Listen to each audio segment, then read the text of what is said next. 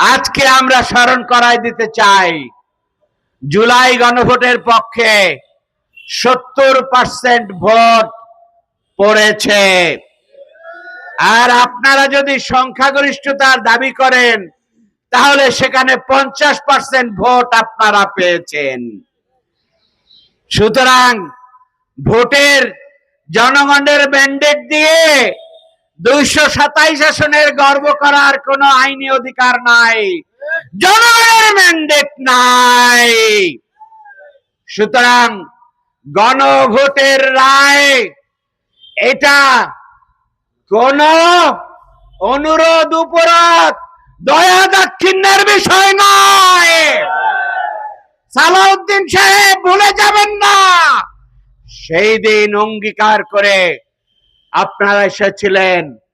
আজকে যদি বলেন যা করেছি, এখন এক কথা আমরা আমাদের মতো করব, এই প্রতারণা জাতি বুঝবে না। জাতিকে আপনি এত বোকা ভাববেন না।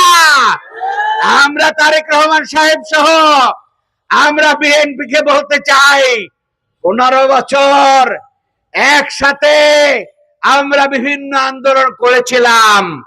সেই আন্দোলনে আপনারা 28 অক্টোবর 2024 সালে আপনারা কিন্তু রাজপথে থাকতে পারেন নাই। একটি বোমায় রাজপথ শূন্য হয়ে গিয়েছিল, বোমাও নাই, দু একটি পটকাবাজি হয়েছিল মাত্র। এই ছাত্র জনতা, জামাত ইসলামী শিবির জনতা, তারা এইখানে সেই দিন ভূমিকা রেখেছিল। তারা রাজপথে আন্দোলন এখনই আমরা করতে চাইছিলাম না।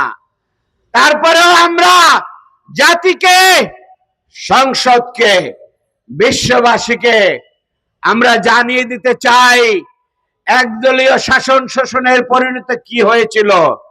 আর এই 42-45 দিনের মধ্যেও আপনারা আর এক মাগুরা বগুড়াই তৈরি করেছেন। আপনারা শেরপুরে আর এক মাগুরা তৈরি করেছেন। সেখানে খুন করে জনগণের রায় আপনারা ছিনিয়ে দিয়েছেন। আপনারা কি মনে করেছেন এইভাবে আপনারা বাংলাদেশের ক্ষমতায় টিকে থেকে জনগণকে ফ্যাসিজমের কায়দায় আপনারা শাসন শোষণ করবেন? তা কিন্তু হবে না। তাই আজকে দেওয়ালের লিখন পড়তে আমরা অনুরোধ করছি। আমরা বলতে চাই সময় আছে এখনো। আমরা সংসদে এবং রাজপথে দুই জায়গায় আমরা কথা বলছি, কিন্তু 70% জনগণ তারা যদি গর্জে উঠে, তখন কিন্তু 5ই আগস্টের সেই সময় বঙ্গভবন, প্রধানমন্ত্রী কার্যালয়, আর্মি পর্যন্ত সেখানে কিন্তু থাকতে পারে নাই। তাই আমরা বলতে চাই, আর অভ্যুত্থান রক্তক্ষয় নয়। জুলাই সনদ মেনে নিয়ে জুলাই সনদের অঙ্গীকারগুলো বাস্তবায়ন করুন এবং বাংলাদেশের জনগণের অধিকার বাস্তবায়নে ভূমিকা রাখুন। যদি তা না হয়, তাহলে কিন্তু আন্দোলন অনেক বেশি বেগবান যে হতে পারে সেটার কথা মনে রাখবেন।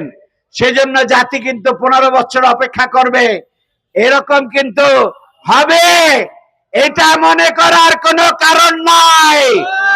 ভাইরা আমার, আমরা সময় এতটুকু দিতে চাই যে উপলব্ধি করুন, তা না হলে রাজপথে অধিকার আদায়ের জন্য দুর্বার গণ আন্দোলন গড়ে তোলার জন্য আপনারা কি প্রস্তুত আছেন?